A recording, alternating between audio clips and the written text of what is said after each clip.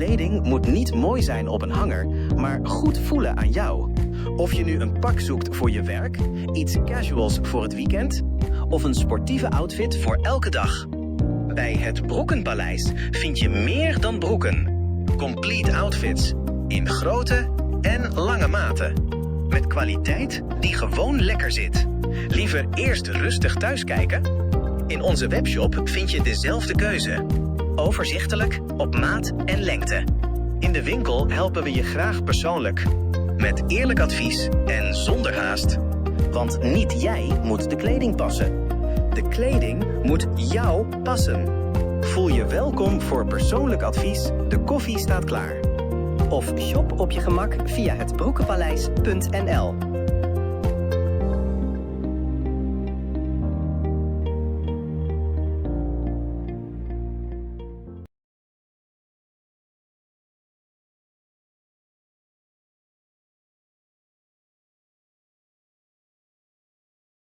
Goeiedag kijkers en luisteraars van Kuturu TV. U ziet hem in beeld staan, Cibrano Piqué.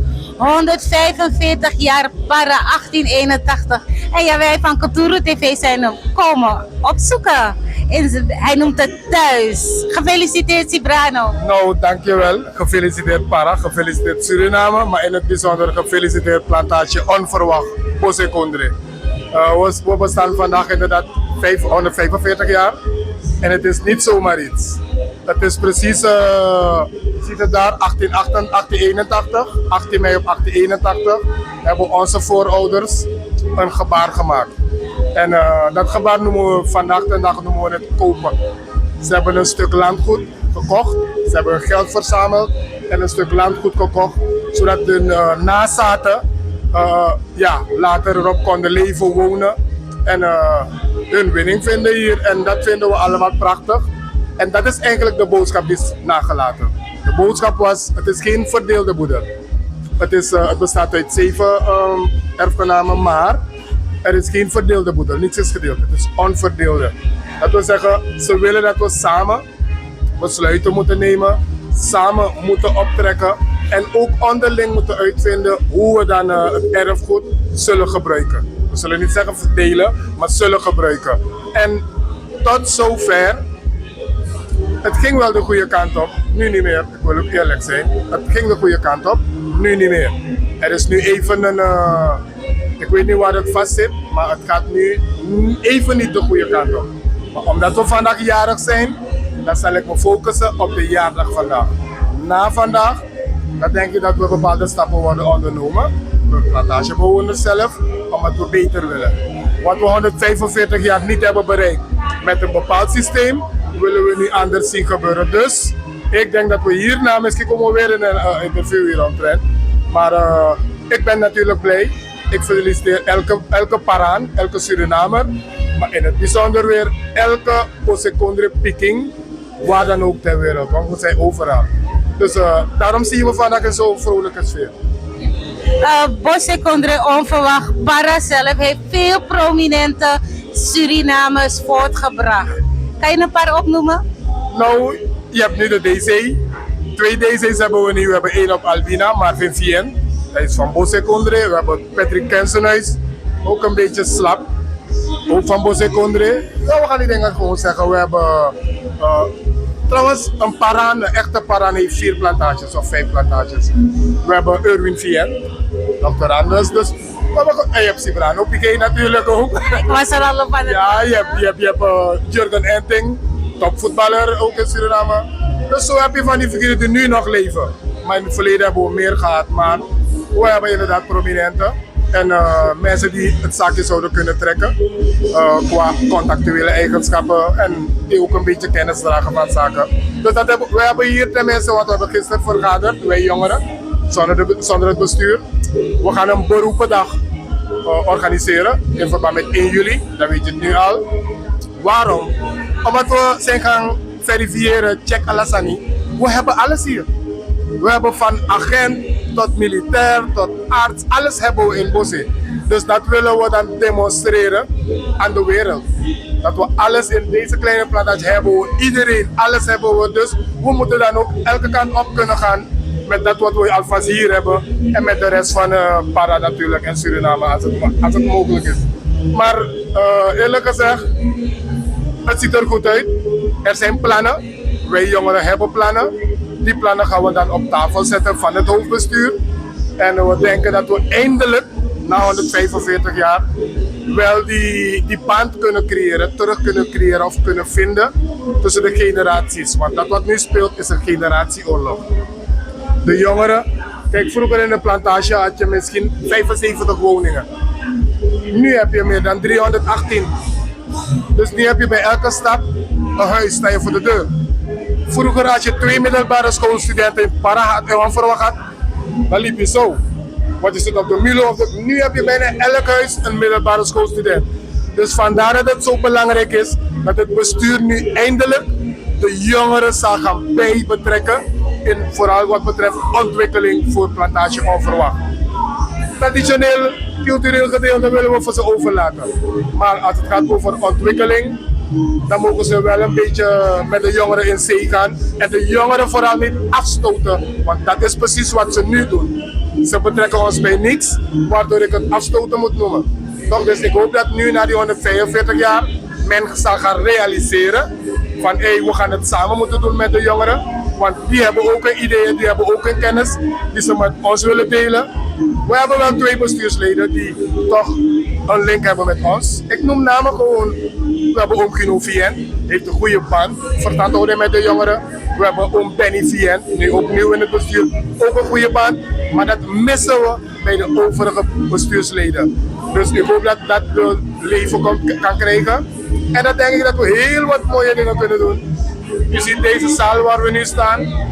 Het heeft zo'n 16 tot 17 jaar geduurd voordat het gerestaureerd is geworden. Dit willen we niet meer hebben. Dit mag niet meer vergaan. We hebben een kreek hier. We hebben een voetbalveld. We hebben onze begraafplaats. We hebben alles om mensen te accommoderen en om mensen een reden te geven van zonder dat je naar familie gaat, maar dat je gewoon naar Onverwacht gaat vandaag, omdat er wat te doen valt daar. Dus we hebben genoeg. Dus ik hoop alleen maar dat die ontwikkeling plaatsvindt. Oké, over Para. We hebben net gehad over prominenten. Weet je ook dat de president, Jennifer Simons, van een dorp uit Para komt?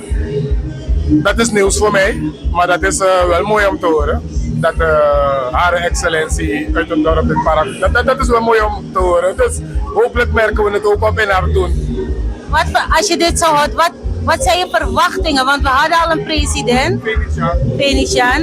Maar wat Venetiaan heeft gemist, wat kan zij oppakken?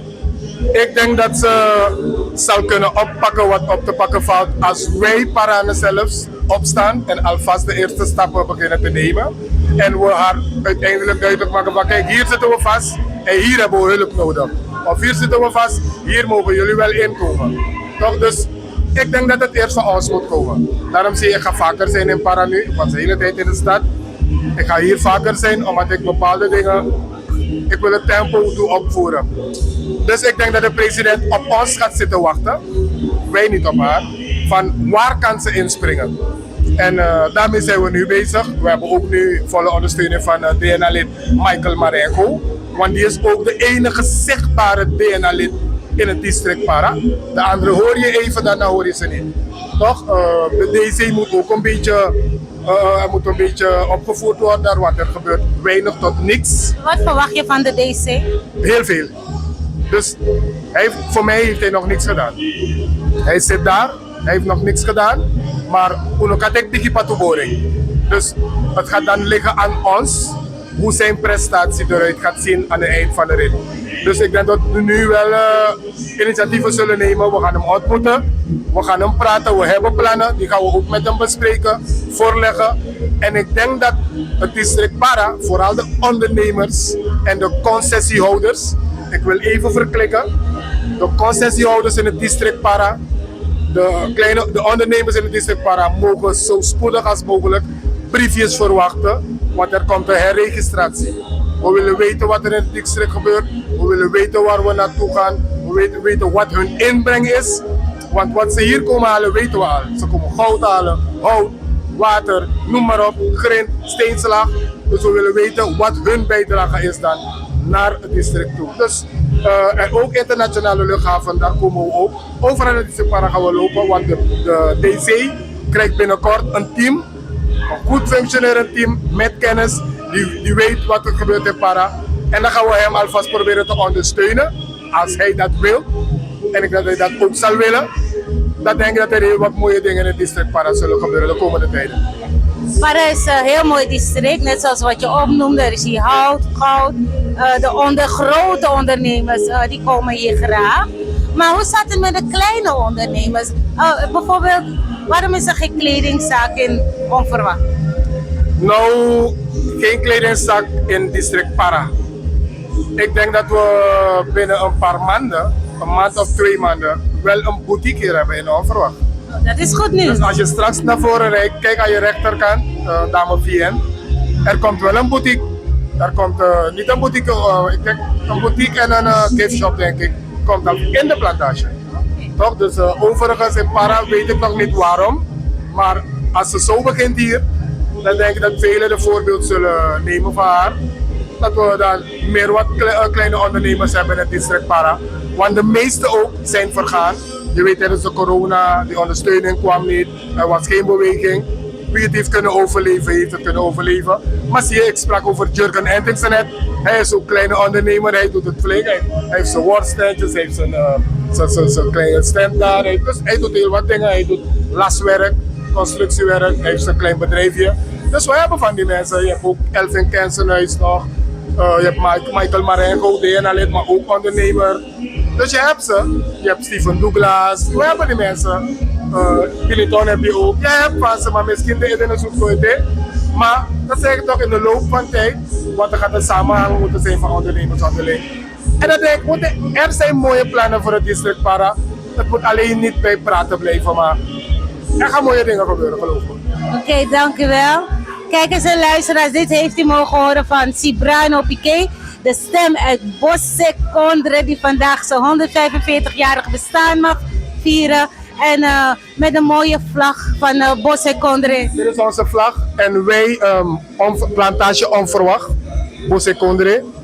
A Kondre pede bigi wan funu. Pai de Pai is nog steeds de enigste plantage in Suriname die een eigen vlag en een eigen wapen heeft. We gaan dat wapen in beeld brengen. Ja. Onverwacht Tranga Baby, Tranga Uroko, Ja man. Dat is die woorden van motors, hè? Wat was het? Tranga Baby, Tranga Uroko, krachtig. Toch? Dus ik ben trots. Sorry, ik weet niet wie zo trots als mij wilt zijn, maar als je vandaag zo trots bent als ik, dan ben je echt trots. Oké, kijkers, met deze mooie woorden sluiten we af. Ik ben Natasha Conrad. Like, subscribe en share. Fijne dag.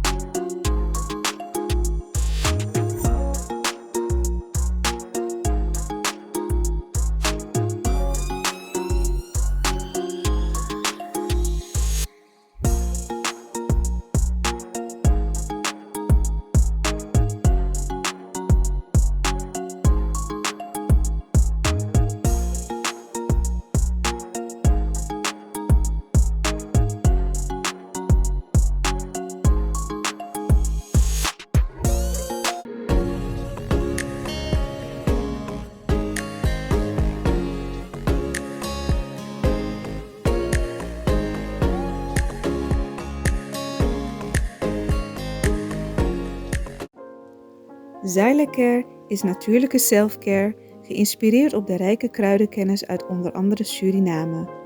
Voor vrouwen die willen herstellen, ontspannen en in balans komen in elke fase van het vrouw zijn. Of je nu net bent bevallen, je cyclus wilt ondersteunen of gewoon goed voor jezelf wilt zorgen. Xyla-Care is er voor jou. Onze pure kokosolie is perfect voor de tere babyhuid en de verzorging van moeders. Onze theesoorten en vaginale stoomkruiden brengen rust, reiniging en herstel. Gun het jezelf. Of geef het liefdevol cadeau aan iemand die het verdient. Xyla-Care. Pure aandacht met de kracht van de natuur. Bezoek onze website op www.xyla.care en volg ons op Instagram en Facebook.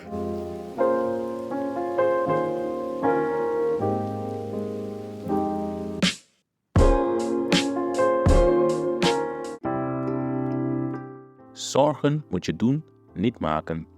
Zorg is persoonlijk. Onze jongste patiënten krijgen daarom bij de huisartsenspoedpost ook een persoonlijke behandeling. Onze artsen zijn zeer bekwaam in het opvangen en behandelen van uw kind. Huisartsenspoedpost Suriname. Uw zorg is onze zorg.